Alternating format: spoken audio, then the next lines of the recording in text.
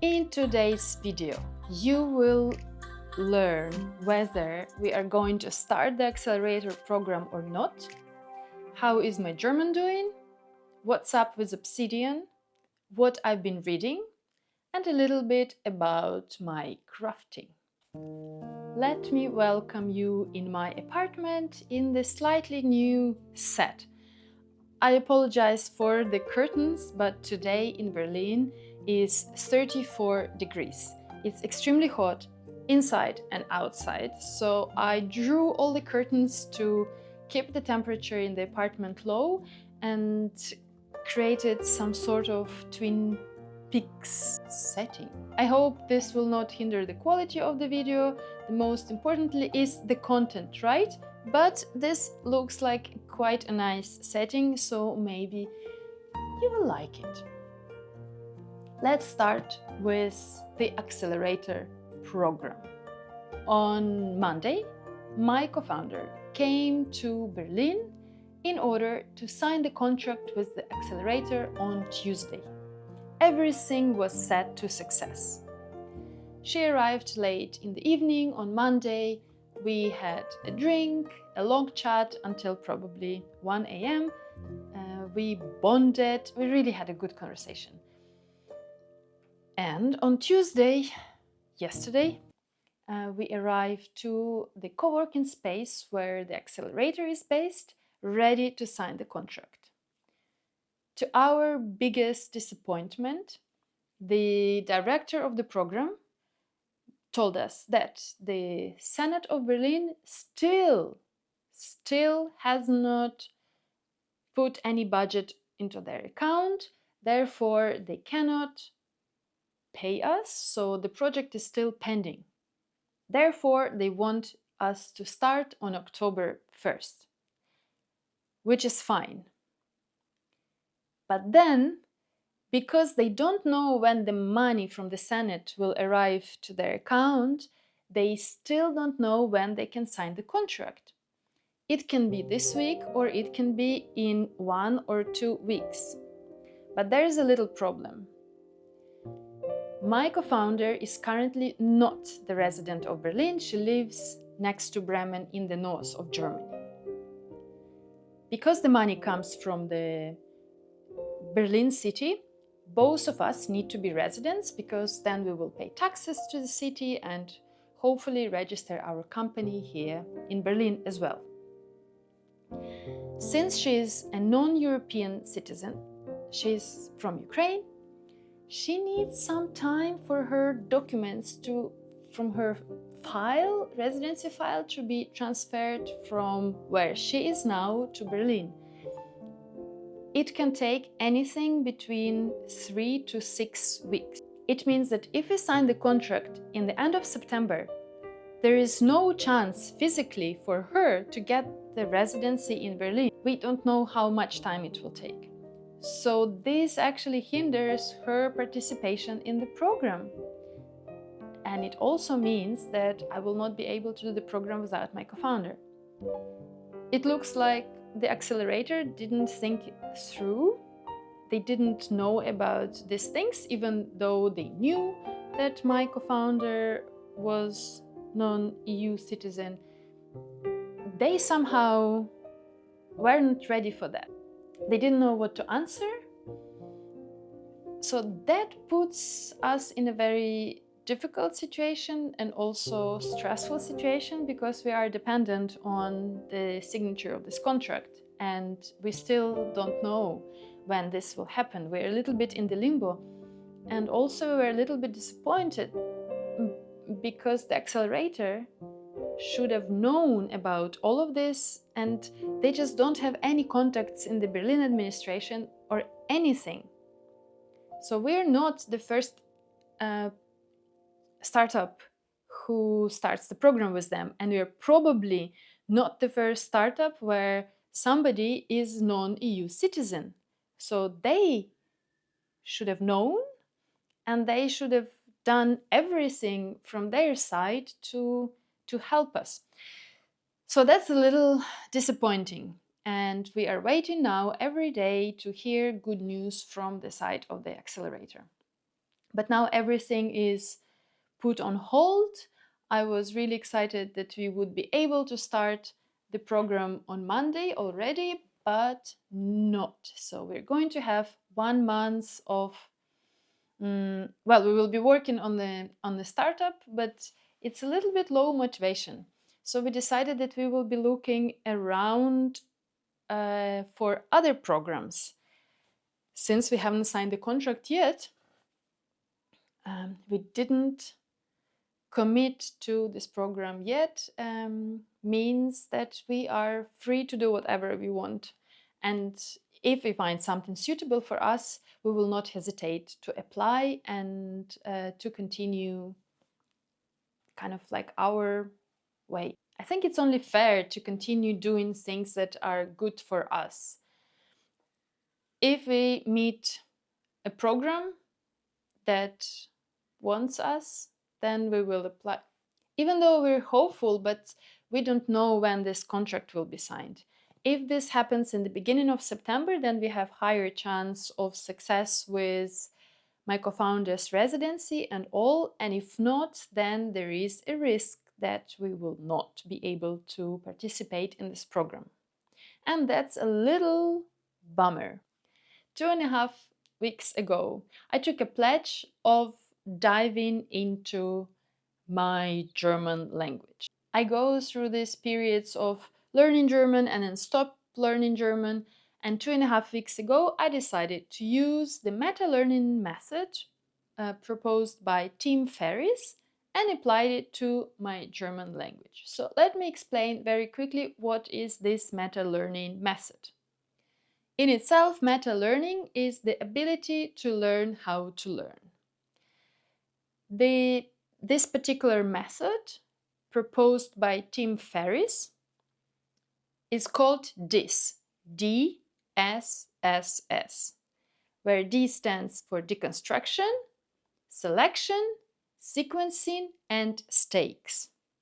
Deconstruction means then you look at the skill, like in my case, this is German language, you try to deconstruct it. You deconstruct it into nouns, verbs, adverbs. You look for some patterns and you try to find these patterns and learn them. Then selection refers to the Pareto law or 80-20 principle. It tries to answer the question, what 80% of result I will achieve with just 20% of effort. In the case of learning German, it means once I look at these different building blocks of the language, which have a pattern, I try to learn the patterns which are more useful for me. For example, I'm looking into the most frequently used words in general, and then whenever I learn a particular topic, I'm also looking into the most frequent words in this particular area. For example, my first week of relearning German was about food and drinks, so I looked at the top vocabulary in this area. Last week it was all about dancing, so I looked into the vocabulary about this topic. Sequencing means creating a logic between different elements that I have already pre-selected before and learning the language my way. It doesn't mean that I have to go through learning the alphabet, then a certain number of nouns and verbs, but I look at what is relevant to me and apply it to my particular case. Again, as a dancer, I use a lot of the dancing terminology. So instead of learning vocabulary about family, for example, because when you open a German textbook or any language textbook, one of the first topics will be family. I am not talking about my family with anyone here in Germany, but I go to my dancing school 3 times a week. So I interact quite a lot with those who are passionate about tango. Therefore, learning vocabulary and sentences around the topic of dance is more relevant to me. And the last S in the this method is stakes. I personally do not use this part of the method because I am in general quite motivated to learn German, particularly now. But it stands for like an extra motivation and accountability level for you to learn something, right?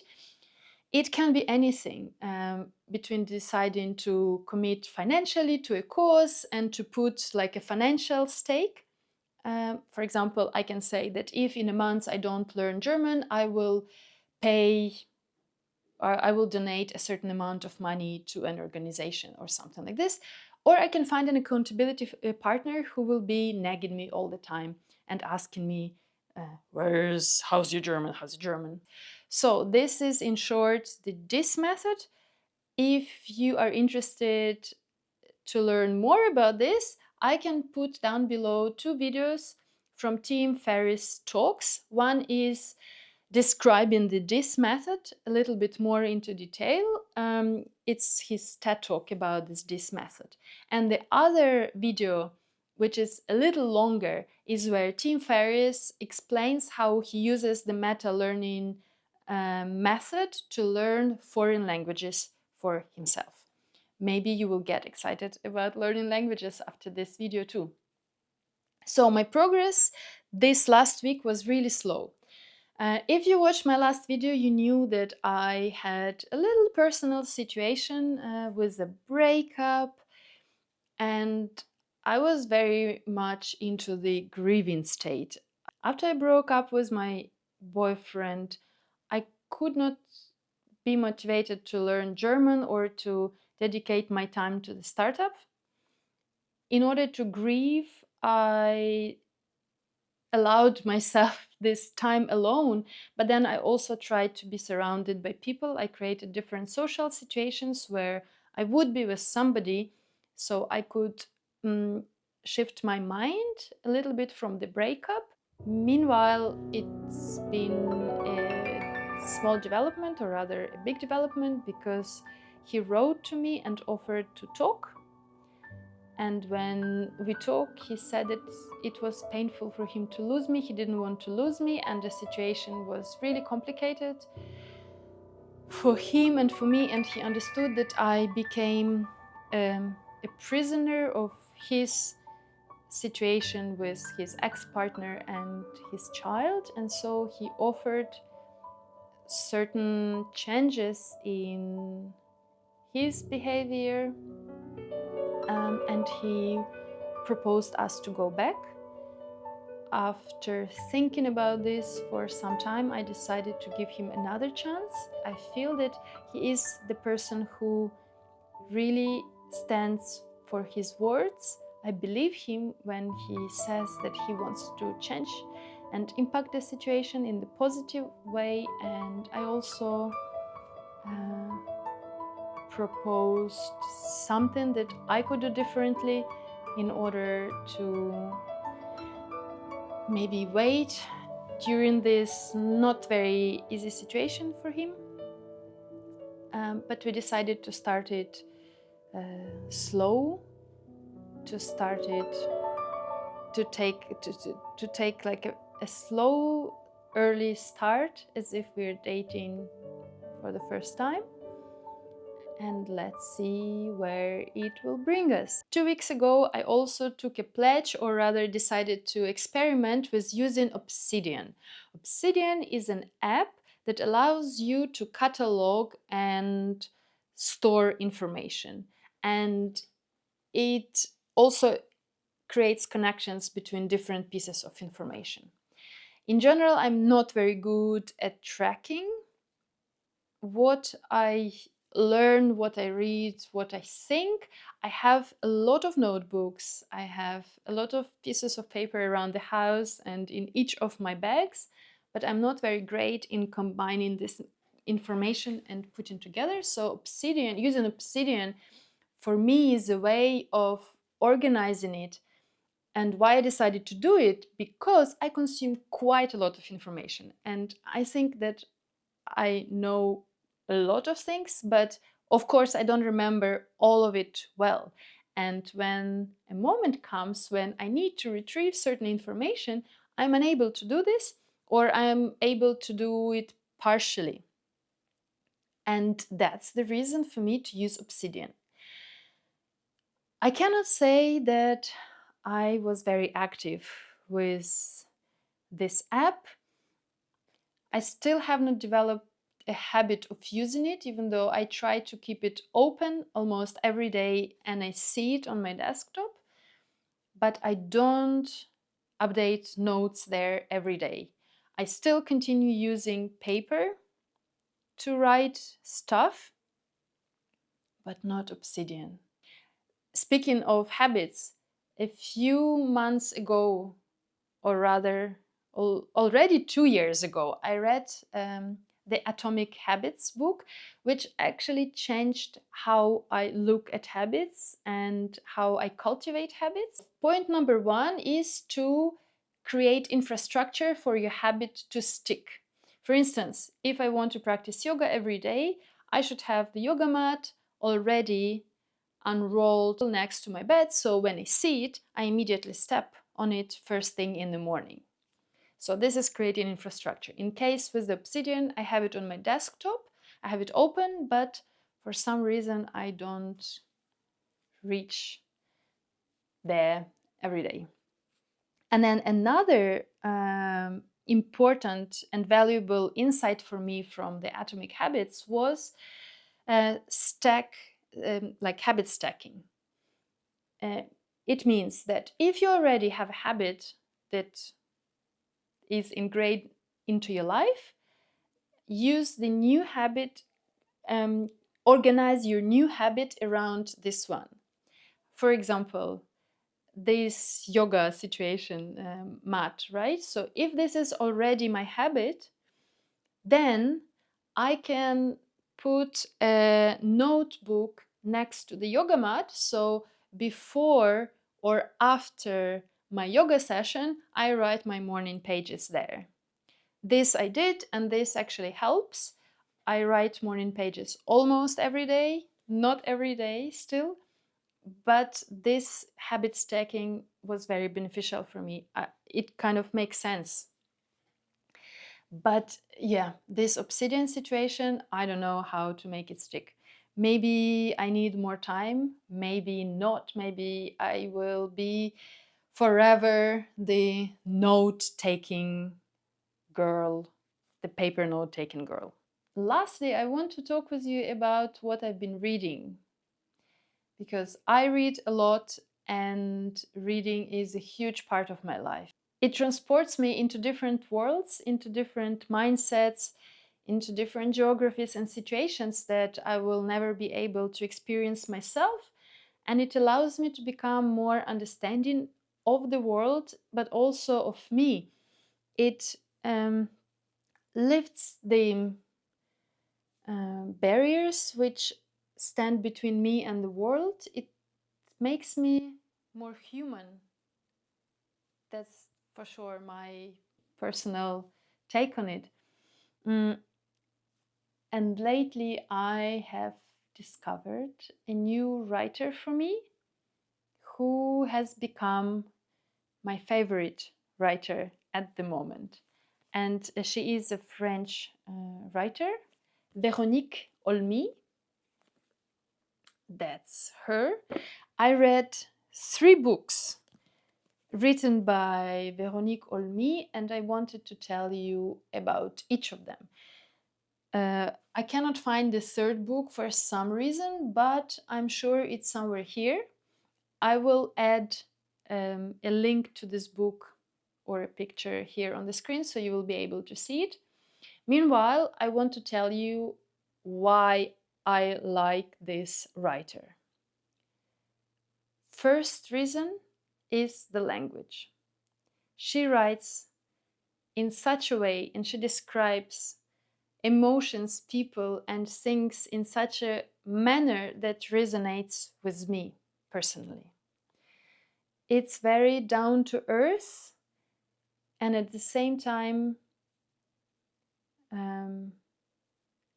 very beautiful description, and again very precise. When I read some of the descriptions of emotions, for example, I say, oh, that's exactly how I feel, but I was unable to describe these things before myself. But now I know, and I will be using this reference for myself in the future. She's also very sharp in observing different human behavior, and that also resonates with me because I like observe people, and I also like to imagine what's behind people who I meet on daily basis. And she gives a very, very clear portrait of the inside world.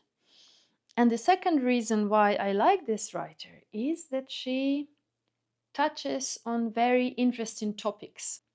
Today I want to tell you about 3 books of this writer.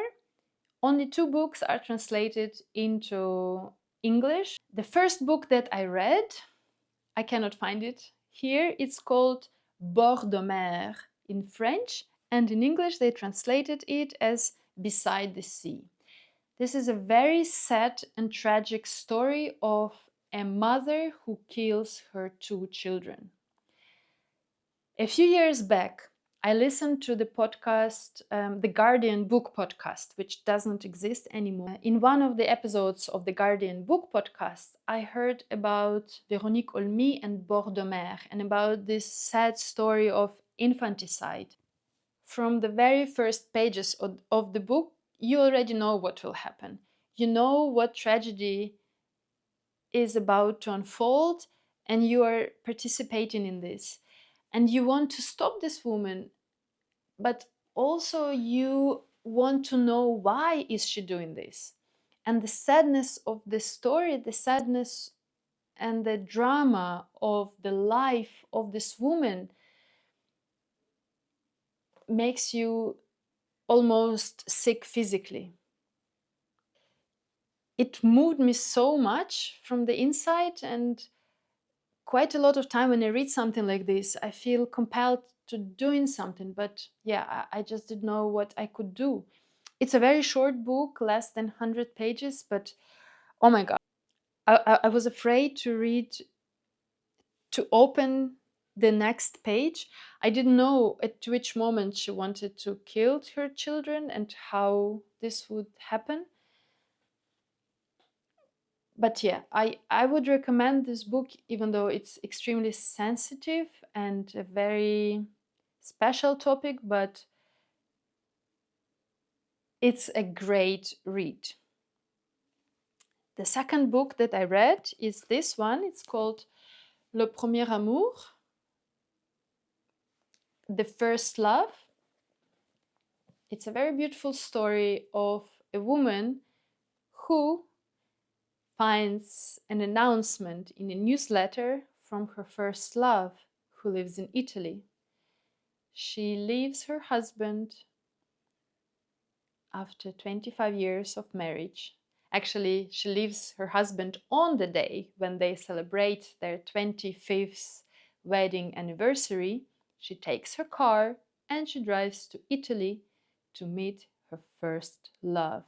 And as she drives, she remembers her life as a young girl falling in love with this man, with this boy. She remembers her love story with her husband. She remembers why she married her husband and how this first love was unattainable but at the same time so desirable.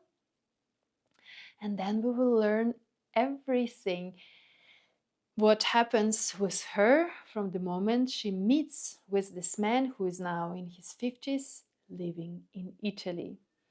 Another beautiful story, very interesting topic, which I think is quite real.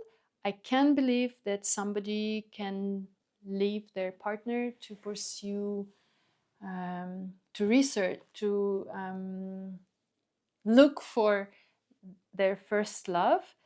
Again, nothing is really black and white. There are so many nuances, and that's why the story is exciting. It explains, it creates a very deep portrait of this woman, of her life situation, and what pushes her to leave her husband. This book, unfortunately, was not translated into English, but it's translated in German. So if you can read German and Italian, I think, then go for it.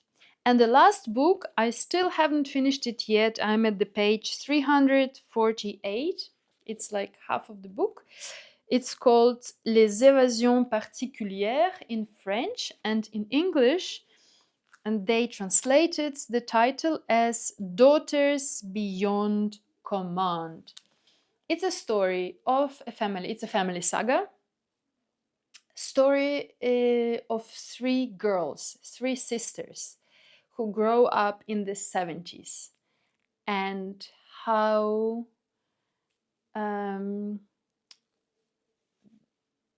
they grow up, how each of them follows her own path, how different events in France and beyond impact these young girls. What I like about this book is a lot of music. There is a lot of music there, a lot of French music in particular, lots of references to my favorite singers, and my favorite songs. Some of the songs that I also didn't know. So I use YouTube and Spotify a lot as I read to put myself in the mood of the main characters. It's an extremely kind and profound book. Again, the way that Véronique Olmi describes each of the characters, how deep she goes to help us understand why a person evolves in a certain way, is very beautiful. It's a real page turner. I started the book last week on Saturday, and I read almost 350 pages. If you are into something like this, like family sagas, especially in this case, so you see the evolution of the family and the evolution in France, you will learn a lot about history and culture. Really, really recommend. Really looking forward to finishing this book. So in a way, I'm happy that I don't start the Accelerator program on 1st of September, because then I can read this book with no problem. And to finish this video, I would like to take you into my crafting corner, because yes, I craft a lot. I knit and I sew and I embroider and whatever. In October, I'm going to a friend's birthday who turns 70, and I knitted this cardigan for her. And how we met and how we became friends is a very beautiful story. 2 years ago, after I finished my active breast cancer treatment, I attended this sort of re-educational center. There are many centers like this in Germany. They're called Reha, from Rehabilitation. Everybody in Germany is entitled, everybody who lives in Germany and who pays taxes is entitled to attend any of these Reha centers if they have different health issues. The purpose of these Reha centers is to obviously feel better. I went to this particular center in the north of Germany which specializes in onco patients. That's where I met my friend Edda.